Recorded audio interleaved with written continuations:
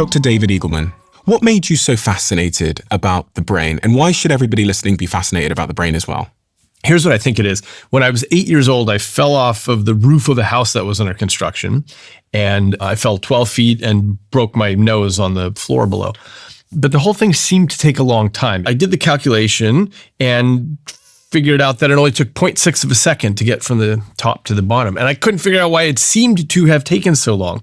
So I think that got me really interested in perception and the machinery by which we view the world and take it in, and what is actually real versus what's a construction of the brain. And that's what I've devoted my career to, is figuring out how the brain, which is locked inside the skull, it's about 3 pounds, how it constructs this model of the world and which things we can take as reality and which things we shouldn't. I think most people don't even know there's a brain there almost. It sounds like a strange thing to say, but we've never really, most of us haven't really seen our own brains at all. We've never been able to touch our own brains at all. So it's easy to fall into the trap of thinking that everything I experience is true and is reality. So I'm wondering how a deeper understanding of all this stuff can help me live a better life. Yeah. One of the things that I started writing about years ago is that I think we often think of ourselves as individuals, meaning not divisible into other things. But really, you are a team of rivals. You've got all these neural networks that have different drives, making different suggestions to you. What's a neural network? So in the brain, you've got 86 billion cells called neurons, and these are communicating with each other at a blindingly fast rate. Many of these cells are hooked up in networks. So they're, this guy's talking to this guy, and they're all in particular networks. The thing is, you can actually get competing networks. So for example, Stephen, if I drop some chocolate chip cookies in front of you, part of your brain wants to eat it. It's a good energy source. Part of your brain says, don't eat it, I'll gain weight. Part of you says, okay, I'll eat one, but I'll go to the gym tonight. The point is, you are arguing with yourself. You are conflicted. This is what makes humans so interesting, is that we have all these voices trying to drive us to different conclusions about our behavior. So the way that your ship of state moves depends on the vote of the neural parliament at any time. So understanding this, I think, is really critical to navigating our own lives, because all of us do things where retrospectively we regret it. We say, oh, I shouldn't have eaten that whole bag of chips, or done the alcohol or the drugs or whatever. Like, everybody has regrets all the time with things. And it's because you have different voices in charge at different times. Okay. Yeah. Part of what this leads to is what we call the Ulysses Contract. So a Ulysses Contract is where you do something now to prevent yourself from behaving badly in the near future. Mm-hmm. Just as an example, when people go to Alcoholics Anonymous, the first thing they're told is clear all the alcohol out of the house. Because even if you feel like, look, I'm in a moment of sober reflection, I don't want to ever drink again. If you have alcohol in the house, you're going to bust into that cabinet at some point on a festive Saturday night or a lonely Sunday night or whatever. So what you do is you constrain your future behavior by setting things up in the right way. So the future you can't behave badly. We naively think, okay, well, I know who I am. I'm just one person, but you're not. And under different circumstances, you're tempted by different things and you'll do different kinds of behavior. So having a sense of what's going on under the hood gives us an opportunity to be more closely aligned with the kind of person we would like to be. Because it feels like there's just one, well, I do argue with myself in my head sometimes, but it feels like there is just one me. And so when I hear that voice say, Steve, you should have that cookie and it's 1 a.m. And then the other voice says, no, you shouldn't. I think it's kind of the same person just tussling with himself. Right. Well, but that tussling with himself implies different political parties that are all battling it out.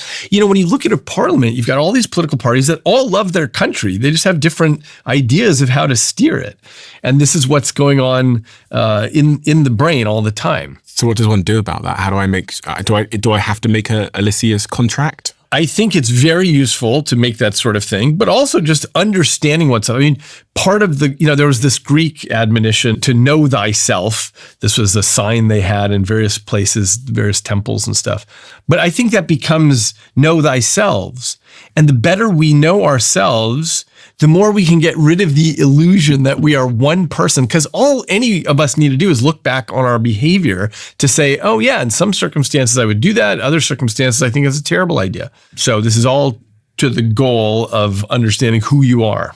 What are the big misconceptions about the brain that people have gone through their life believing? I mean, that's one of them. Something that is true that kind of could fall in place of that is just this fundamental idea that our brains are plastic or sort of adaptable. Because when I found out that I could change my brain by what I do, I found that to be really, really inspiring. Yes, that's exactly right. So brain plasticity, if someone hasn't heard that term before, it sounds like a weird term, but the reason it came about 100 years ago is because the great psychologist William James pointed out that, if you take a piece of plastic, what we like about that material that we call plastic is that you can mold it into a shape and it'll hold that shape.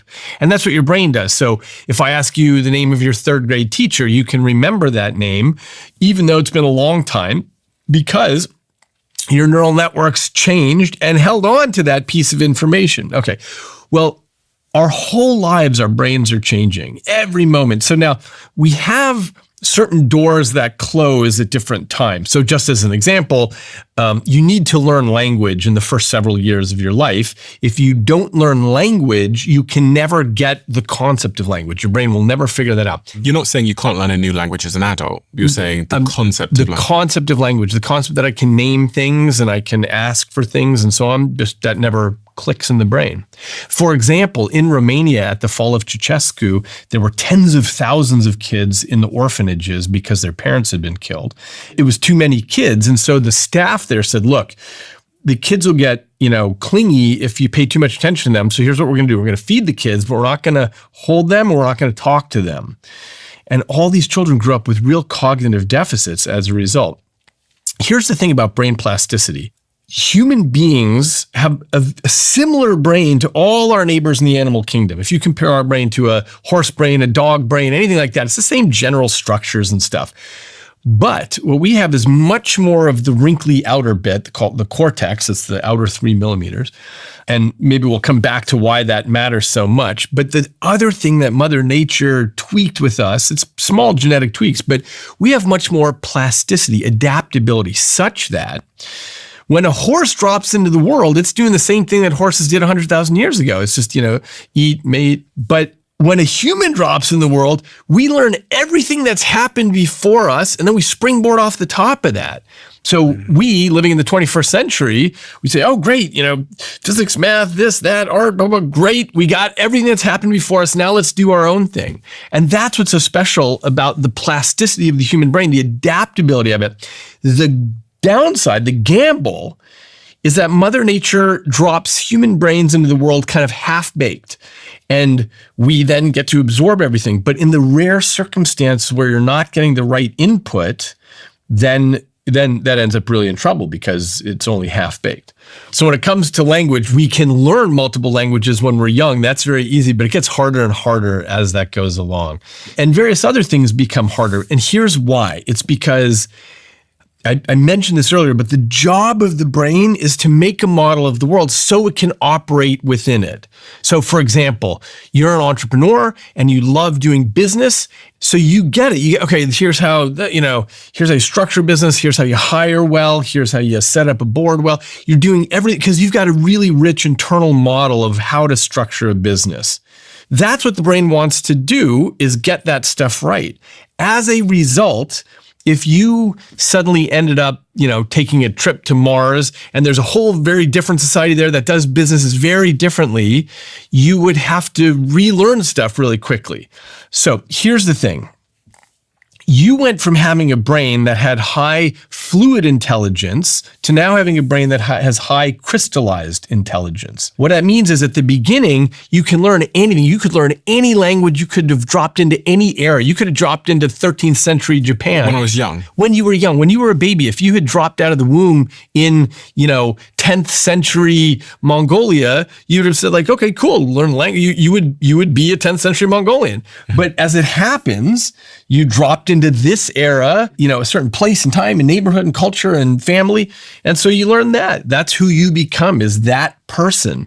we often think that plasticity diminishes as you age, but it's not simply that it's diminishing. It's that you are getting the right answers about how to operate in the world. And so you don't have to change as much. Your brain doesn't require as much change. What if I want to change? Yes. So it turns out you still can change. That's the key, is that the reason brains change less and less is because they don't have to. But when things get upside down, just as one example, everything about the pandemic really stunk, except for one thing. I think the tiny silver lining is that all of us had to reassess, oh my gosh, wait, how's the world working? I thought I knew how the world worked, but now I don't know if there's going to be toilet paper at the store. I don't know if the bank's going to be open. I don't know if I can get coffee at the coffee shop. Like, everything was different. As awful as it was, it's really useful to challenge your internal model of the world and get to do that as an adult. We don't usually get to. So if I want to change, what would you recommend that I do? If I want to change who I am, say I'm stubborn, I'm not motivated, and I want to be a different person. The key is challenge. The key is seeking challenge. So it turns out that where we always want to be is in between the levels of frustrating but achievable. And you want to take on new tasks. You want to seek novelty to find yourself in that zone and push yourself to do things that you just haven't done before.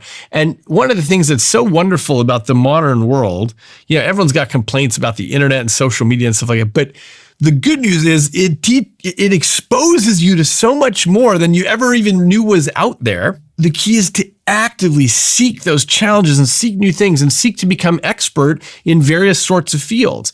And I think the key is that once you become good at something, you have to drop that and take on something you're not good at. This is the best thing that you can do for your brain. The reason is because what you're doing is you're constantly building new roadways and pathways in the brain. There's a study that's been going on for decades now called the Religious Orders Study, where a bunch of Catholic nuns agreed to donate their brains for autopsy when they passed away. What the researchers discovered when they look at the brain carefully is that some fraction of these nuns had Alzheimer's disease. Their brains were physically degenerating with the ravages of this dementia. But they didn't show any of the cognitive deficits that one normally has. They didn't seem to be having memory problems and so on. It turns out it's because all these nuns lived in these convents till the day they died. They had social challenges and they had fights with their fellow sisters and they played games with their fellow sisters and they had chores and responsibilities and they were doing stuff. What that means is even as the brain tissue was physically degenerating, they were making new roadways and bridges all the time. And so that's what kept them cognitively healthy. We call that cognitive reserve. Contrast this with people who retire at 65 and they go home and they watch television and their social circles shrink and so on. That's when you've really got concerns because you're not building the new pathways. Is there data to support that when you retire, if you retire early, or if you retire, say, in your 60s, it increases your probability of an earlier death or cognitive decline? Almost certainly with cognitive decline, because you're just not getting the challenge. At that point, you're just coasting on your internal model. It's tragic, but what happens often is that people's hearing gets worse. And so by the time they retire, let's say in their mid-60s, it's not really that fun for them to go out to parties and restaurants anymore because they can't quite hear. And so there are all these converging reasons why their social lives shrink. But it turns out social life is one of the most important things that we can do for our brains, because there's an expression we sometimes use in neuroscience, which is that nothing is as hard for the brain as other people, because you never know what the other person's going to say and do and how they'll react emotionally and so on. So you're constantly on your toes with other people. And if you're not doing that anymore, that ends up being a problem. Interesting. And I'm 33 years old. So if you were to plot where my brain is on like a graph of decline, is it the case that I should be doing as much as I can now to build as many pathways as I can so that when I'm 80, my decline sort of levels out in a better place? Oh, yeah. For sure, but this is true for many reasons, actually. Okay, so the truth is your brain peaked at the age of 2, because that's when you get the most connections between neurons, between these cells in the brain.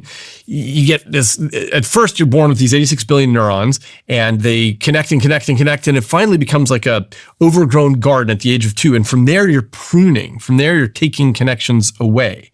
Now, it happens that that's not a bad thing. That's a good thing, because that's how you're resonating with the world that you are in. Mm-hmm. 21st century London and LA versus, 10th century Mongolia, because you're just strengthening those pathways that resonate and you're getting rid of everything else. Okay, fine.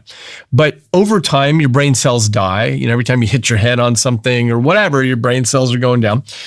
So in that sense, you've peaked. But your crystallized intelligence that you've been building your whole life, that keeps going, and you'll have decades ahead of you where you can start doing stuff. But yes, the reason to learn everything you can is because all that stuff cashes out at various points in your life. When you're starting your next business, or you're, wanting to do the next great thing where you're surfing the web of AI, you'll say, oh, I learned this thing when I was 16. I learned this thing when I was 22. And these are paying off now. I think I heard Andrew Huberman say that one of the most fascinating discoveries of the last century is a particular part of the brain called the anterior mid-cingulate cortex. And it links to what you were saying a second ago about challenge and doing things that are difficult. Yeah.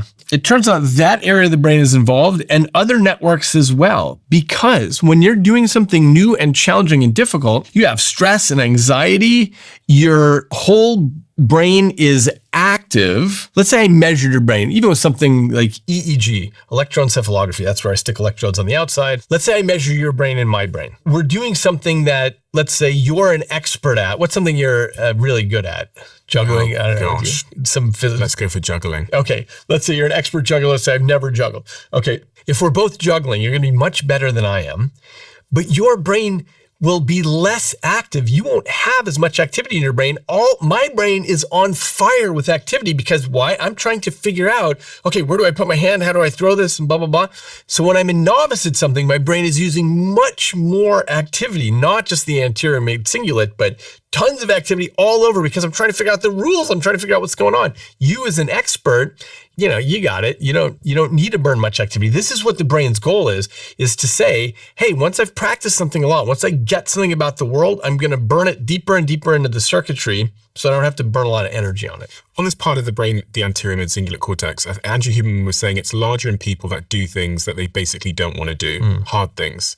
If you spend your life doing things you don't want to do, then it happens to be bigger. And so people have now thought of this part of the brain almost like the willpower muscle, because for some reason, those that are doing hard things have bigger ones, and those that are not have smaller ones. I mean, it wouldn't be so much the willpower muscle. It would be some indication retrospectively of how hard you have worked. Look, the fact is you can see changes in brain size with lots of things. I'll give you an example. If you are a pianist, if you play piano, then we can actually see physical changes in your motor cortex. This is the part of the brain essentially underneath where you would wear headphones. For those who are looking visually, it's this red part here. You actually get a bigger loop of tissue here than you do in a normal brain. Why? Because you're doing so much fine motor activity with your fingers, with both hands. Okay. In contrast, if you're a violinist, you're only really doing that kind of detailed activity with one hand, and the other hand is just bowing. And so you only get that activity here in one half of the brain for violinists. So I can look at a brain and tell, hey, is the person a pianist or a violinist or neither? I can tell just by looking at the visual cortex, because you see changes in the brain based on what you do. For example, jugglers, people who play music, even you can tell this with medical students who study for final exams. You actually see changes in the distribution of their cortex. Why would it be getting bigger? The reason is the brain's devoting more real estate to that. In this case, let's say we're talking about fingers on a piano or a violin. The brain is devoting more, there's more relevance to that. And so more real estate. So that you can do it better in the future? Exactly. The key about the cortex, this wrinkly outer part, is that it is a one-trick pony. This is often overlooked because even this brain that I'm holding here is color-coded so that we think, oh, okay, that's clearly labeled this, that's clearly labeled that, and so on. But in fact, It's all the same stuff and it can change. So for instance, if you are born blind, then this area that we normally call the visual cortex gets taken over by the rest of the brain. If you're born deaf, then this part that we call the auditory cortex gets taken over. It gets devoted to other tasks. And so this whole system is very, very fluid. And this is what fascinates me about brain plasticity, is the way that we can be the sculptors of our own brains, because we can devote ourselves to particular things and have the brain's real estate get involved in that. So if I was currently someone that couldn't get out of bed, I didn't have a lot of discipline or motivation, and I wasn't very good at committing myself to hard things, with everything you know about the brain, is it possible to take a set of actions that will fundamentally change my brain and make me that type of person who runs marathons, who does hard things, who's motivated and disciplined, and who has high agency and attacks the world? Yes. Yeah. But it's much more than simply resolve, because I mean, just look at New Year's resolutions. Yeah. By February, most people have dropped most of them. So it's really a psychology problem about figuring out, okay, what are the things that motivate me? So let's say you want to become a marathon runner. You've got that distant dream. You figure out like what actually motivates me in the short term. Who am I trying to impress? What am I trying to accomplish in my life? How can I structure things like this Ulysses contract that I talked about earlier, where I'm actually locking myself into a contract? Like, I call Bob and I say, I will meet you every morning at 7 and we're going to run until we drop. Like, once I've committed to those sorts of things, that's how you set things up so that you do the right thing. It's a bit of a cycle, right? Because then my brain will adapt, and then presumably that'll make it easier for me to run. Yeah. And then I'll run more, and then my brain will adapt. That's right. And the cycle continues. And it's not just your brain, of course. In this case, it's your body. You're getting better, you're getting stronger, you don't get as out of breath. And so all these things help, exactly. But in order to keep the cycle going, you need to figure out what is spinning this flywheel and what are all the other things in your life, whether good motivations or bad. It doesn't matter. You just figure out what it is that you can do to get there. Are there some physical exercises that are particularly good for the brain from what you've understood? The general story is exercise is really important for the brain. I'll give you just one example of that, which is there's still this debate going on about whether we get new neurons in the brain. The general story has always been you're born with 86 billion neurons and those slowly die with time. But in rats, for example, there is a little trickle of new cells, new brain cells, and there's been a debate for a long time about whether that little trickle happens in humans or not. Still unresolved, but in rats, what you can see is that exercise causes the trickle to increase. If you stick the rat on the wheel and it's doing physical exercise, you get more new brain cells. Now, we don't know for sure that this happens in humans, but lots of things about physical fitness and exercise matter a lot to the brain. This is nothing new. Exercise, sleep, diet, these are really important things for keeping the health of this organ. Is there anything else that's important to know for someone that is trying to change and improve and keep their brain in a healthy state as they age that we haven't touched on? There is something that all of us are thinking about, which is about social media and the internet in general. I do think one of the interesting things about the internet and social media is that if we were growing up in a village 500 years ago, you just know the people in the village and what they can do and so on. But let's say no one in the village was an entrepreneur or a neuroscientist. And so we can't even picture that as a thing. We don't know anything about that. One thing that the internet has done for kids growing up in the digital age is that you get a lot more exposure to things. You have so much more exposure. And I actually think this is one of the positive things that I would say about social media is that you not only get exposure, wow, that kind of thing is possible and that kind of thing is possible, but you also have people teaching you how to get there. They say like, hey, I'm a fitness influencer and I'm going to show you exactly how to do the thing. Or, you say, hey, here's exactly how you start a business. Or I say, hey, here's the route that you go through undergrad and grad school to become a neuroscientist. And that's great. I mean, there's so much more of a talent window now that everyone gets exposed to. So I think that makes a better brain.